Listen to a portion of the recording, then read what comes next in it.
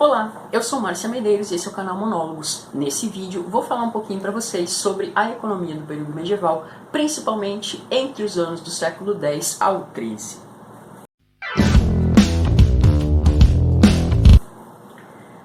Primeiro ponto que a gente precisa observar. No vídeo anterior eu falei sobre as questões relativas à economia dominial. O que a gente vai observar aqui, nesse momento dos séculos X ao XIII, é a passagem da economia dominial para a economia senhorial. E agora sim, a gente poderia falar, sem titubear, em terras feudais. Tá? Então isso é uma questão importante. Lembra que eu falei dos mansos? Né? Manso servile, manso ingenuile? Então, nesse momento dos séculos X ao XIII, essas terras que eram de cultivo ou dos escravos ou então dos camponeses livres, né, elas passam a ser divididas, esse espaço territorial é dividido em reservas ainda menores, tá? E essas reservas de terra ainda menores recebem o nome de tenências. As tenências eram divididas em dois tipos diferentes. A primeira delas é chamada de tenência sensível. O que é isso?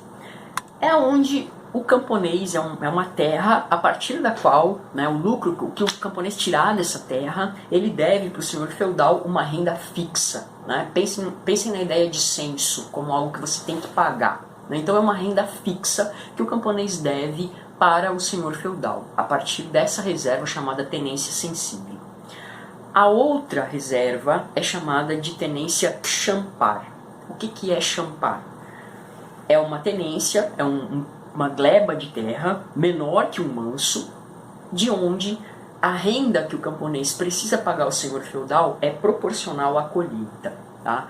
Champar é uma palavra que vem de campispar, ou seja, é uma parte do campo. Então, uma parte da colheita, a renda é proporcional, né, a essa colheita que o camponês vai realizar nessa tenência. Tá? Por que a reserva senhorial diminuiu? Tá? Por que a reserva senhorial se reduziu? 4 fatores foram responsáveis por isso. O primeiro deles, a necessidade de criar novas tenências camponesas, né? Ou seja, a gente já está observando aqui o crescimento demográfico, né? O impacto que isso vai ter, tem mais mão de obra, então tem que dar mais terra para essa mão de obra trabalhar. Tá? Nós vamos observar o progresso das técnicas agrícolas, que permitiu produzir mais em uma área menor. Lembra que eu comentei no vídeo passado? A divisão da terra, sistema bienal, trienal, uma nova forma de atrelagem dos animais, a charrua. Então, tudo isso vai impactar nesse processo, vai permitir que haja, né, uma produção um pouco melhor numa área menor. Os direitos dos senhores passaram a vir diretamente, né, o rendimento dos senhores passou a vir diretamente do chamado direito de ban, tá? E eu já vou explicar o que é isso. E o quarto ponto está relacionado justamente à criação do feudo. Tá? Então, isso é uma questão importante. O senhorio, ou seja, né, o regime senhorial, a economia que a gente tinha antes, tá? O senhorio ele é diferente de feudo. Tá? Há regiões senhorializadas, mas não há regiões feudalizadas. Melhor dizendo, vamos tentar de novo, porque essa frase aqui é confusa, esse momento aqui é delicado. Tá? Há regiões senhorializadas, mas não feudalizadas, é isso que eu queria dizer, mas não o contrário. O que isso significa? O senhorio é a base econômica do feudo. Tá? Você pode ter um senhorio, mas não necessariamente ter um feudo. Por quê? Porque o feudo é a base política e militar do senhorio. Então você pode ter uma região que produz, mas não necessariamente essa região ser acompanhada de um reforço político ou então de um pequeno exército de cavaleiros. Tá? Por isso que a gente pode dizer que sim, há regiões senhorializadas, mas não feudalizadas, mas o contrário não existe. Tá? E por que não existe? Porque para manter esse poderio político e militar, você precisa de uma base econômica, que é o que o senhorio oferece. Tá? Um outro processo, a gente vai observar também aí que há uma expansão do trabalho assalariado. Por quê? Porque tem mais mão de obra, existem mais pessoas, houve um crescimento demográfico, então dá uma olhadinha lá nas questões relativas ao crescimento demográfico na Idade Média, você vai observar isso, principalmente nesse período dos séculos X ao XIII, é a série de vídeos anteriores a essa, tá? E esse aumento demográfico gera mais mão de obra e faz inclusive com que haja um barateamento da mão de obra. É a lei da oferta e da procura que a gente conhece muito bem hoje, né? Quanto mais oferta você tem de um determinado produto, mais baixo é o preço dele, e aqui no caso o produto a ser oferecido é justamente essa mão de obra. Tá? Lembra que eu falei dos direitos de banalidade? Que era uma das razões pelas quais, né, a gente vai ter aí uma diminuição, né, a redução da reserva senhorial? Então, olha só, o que são esses direitos de banalidade? São todas as taxas que o senhor feudal pode cobrar de um camponês, e que são muitas, tá? A corveia, né, o censo, a tenência censive, né, o champar, né, uma renda a partir da colheita, as taxas de banalidade, que aí vocês podem imaginar tudo o que vocês quiserem. O senhor feudal podia cobrar para atravessar uma ponte, o senhor feudal cobra para moer o produto lá no moinho, o senhor feudal, se bobear, cobra para tirar água do poço, se bobear, o senhor feudal cobra para o servo respirar, entendeu?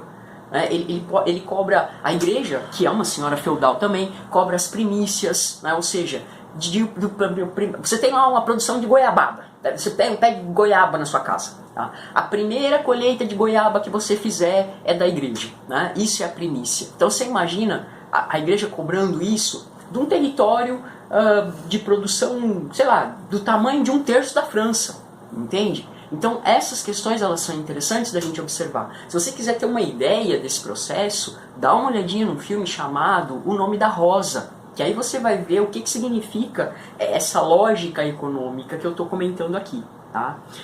E o excedente também cresce nesse momento por duas razões. Primeiro, tem mais gente trabalhando, e segundo, se utilizam e se difundem novas técnicas de produção. Então é um momento em que nós podemos chamar um momento áureo na Idade Média, vamos dizer assim, né? Esse período dos séculos X ao XIII, ele vai ser um período esfuziante em todas as estruturas. Vocês vão ver falar disso na estrutura demográfica, que teve crescimento populacional, na estrutura econômica, que teve crescimento econômico, na estrutura política, que se organizou o feudalismo, e assim sucessivamente, tá? Então, a gente tem nesse momento, graças a tudo isso que eu falei, graças, né, as questões econômicas que se alicerçam, né, a mais produção e tal, a gente vai ter aí um momento do renascimento urbano e do renascimento comercial. Muitos historiadores não gostam de falar da palavra renascimento, porque a ideia que a gente tem é de que, quando se usa esse termo, é de que alguma coisa morreu e nasceu de novo. E não é que tenha morrido, né? O comércio interno não morreu, eu falo disso no vídeo anterior a esse. As cidades não desapareceram, elas perderam importância em relação ao campo, mas não quer dizer que elas tenham desaparecido. Mas, na falta de uma palavra menor, vamos voltar a dizer isso, então, né, que há um crescimento, né, um renascimento das cidades e do comércio. E isso é favorecido pelas atividades artesanais. Só que a gente tem que entender o seguinte: houve melhora? Houve. Mas houve uma grande diversificação de produtos? Não. Eles continuavam tendo circulação limitada, né? Esse comércio ainda continuava sendo restrito, tá? E o desenvolvimento técnico que propiciou tudo isso ainda era bastante reduzido, tá? Então, quando a gente fala em fábrica, entre aspas, na Idade Média, né, a gente na verdade deveria se referir a oficinas, né, cuja forma de produção é artesanal. Essas oficinas eram estruturadas em corporações, as chamadas corporações de ofício, que no geral eram divididas da seguinte maneira: você vai ter lá um camarada que é o mestre, né, que é o cara que domina todos os segredos da profissão. Abaixo desse camarada você tem o companheiro ou o jornaleiro, que é um sujeito que conhece os segredos da profissão, mas que não tem sua própria oficina, então ele acaba prestando serviço a esse mestre. E no fim da escala você tem o aprendiz, que no geral é um sujeito que tem lá um pouco mais de 12 anos, que está associado a essa oficina até aprender o ofício, e o objetivo dele é receber o grau de mestre. Muito raramente esses sujeitos recebem um pagamento, porque afinal de contas o aprendiz está aprendendo um ofício, então ele literalmente trabalha de graça, né? O companheiro não. Jornaleiro, né, o companheiro jornaleiro, ele já aprendeu o ofício, como eu falei para vocês, mas eles ainda não têm o grau de mestre. E eles acabam recebendo sim um pagamento, você vai ver esses sujeitos recebendo alojamento, roupa, comida, às vezes eles vão receber algum recurso financeiro, tá? Já os mestres, eles são, vamos dizer assim, a elite do processo, né? Como eu disse, eles detêm o segredo da profissão e eles se comportam, inclusive, aí como uma espécie de patrão diante desses outros sujeitos que poderiam ser considerados operários ou empregados desse mestre, tá? Essas corporações de ofício, elas são grupos associativos e de solidariedade coletiva, tá? Grupos profissionais que se reúnem em torno de processos, né, de grupos que vão ser chamados de guildas, né, eles se organizam em guildas, e essas guildas, elas controlam o preço do produto e o horário dos trabalhadores. Né? Então é meio que padronizado, né, tanto uma coisa quanto a outra. E elas proíbem concorrência interna. Tá? Então os produtos eles vão sair muito próximos em termos de qualidade, muito próximos em termos de valor. Ninguém faz promoção aqui, não tem Black Friday. Tá? Então isso é uma questão importante. E o associado que não cumprir a norma, que não seguir essas prerrogativas, ele é punido. Tá? Não chegam a metralhar, igual tem de vez em quando imposto de gasolina, mas, né, ele é punido por conta de não cumprir essas prerrogativas. Tá? E para ser mestre, é necessário que você apresente uma obra-prima, né, um produto que tem de ser considerado perfeito pelos jurados da corporação, e isso vai te garantir o grau de mestre. Deixa eu explicar uma coisa. As corporações de ofício ainda existem. Elas chamam universidade. Né? Porque a universidade ela é exatamente isso. Ela tem uma estrutura muito próxima desse contexto. Principalmente quando você está lá defendendo um TCC, ou uma tese de doutorado, ou uma dissertação de mestrado. Você é alguém que está aspirando um grau de mestre, vamos dizer assim, que você espera, né, que as pessoas reconheçam a sua produção, e aí você ganha o direito de ascender na escala, né, dessa corporação.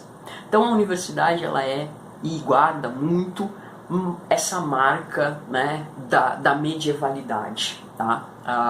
E a gente vai ver que tem tudo a ver com esse contexto, com esse processo, quando a gente estudar as questões educacionais na Idade Média e ver que a universidade ela é fruto desse processo, né? Ela se consolida com uma estrutura muito próxima à que a gente conhece hoje, a partir do universo medieval. Então não tem porquê, né, a gente não dizer que a universidade guarda esse ranço, né, de ser uma estrutura bem medieval no sentido de manter essa lógica da corporação de ofício. Tá? Fechando esse vídeo, vou trazer aqui mais um livro para vocês conhecerem sobre Idade Média. Tá? Uma das melhores biografias que eu já vi sobre o assunto, né? Jacques Le Goff, São Luís, uma biografia. Tá? Esse livro do Jacques Le Goff, que fala sobre a biografia de São Luís, ele inaugurou uma nova forma de pensar as biografias enquanto produto, vamos dizer assim, do fazer historiográfico, do fazer do historiador. Né? Esse livro ele mostra como a vida de São Luís foi articulada, né? Como ele chegou a se constituir enquanto santo, né? O Luís VIII, como que tudo isso aconteceu, correlacionando a vida dele ao período em que ele estava vivendo. Então, o Jacques Le Goff, nessa biografia, ele coloca literalmente o homem dentro do tempo e o tempo dentro do homem. Né? Ele mostra a complexidade de uma vida em meio às estruturas ideológicas de uma época. Né? E nesse caso aqui, esse livro em específico, ele é fundamental para você entender dentro desse contexto como é que como é que se constrói uma parte importante da história da França e uma parte importante da história da Europa a partir desse contexto. Tá? E aqui nessa biografia, o Jacques Le Goff ele faz uma pergunta muito interessante. Né? O que de fato a gente pode conhecer em relação ao passado? Né? A partir daqueles ícones, né, que se constroem enquanto sujeitos da história, que acabam ocupando aí um grande lugar dentro das galerias, né, dos mitos, entre aspas, historiográficos, e que passam a ser aí luminares de uma época. Né, São Luís, Carlos Magno, né, o Francisco de Assis, que ele vai ter uma outra biografia sobre ele, Joana d'Arc e assim sucessivamente. Né. Eu poderia falar de outros mitos mais contemporâneos, mas como eu estou falando de Idade Média, não vamos entrar no mérito da questão. Espero que vocês tenham gostado desse vídeo. Fiquem ligados, toquem o sininho, curtem o canal, compartilhem, né, e até uma próxima.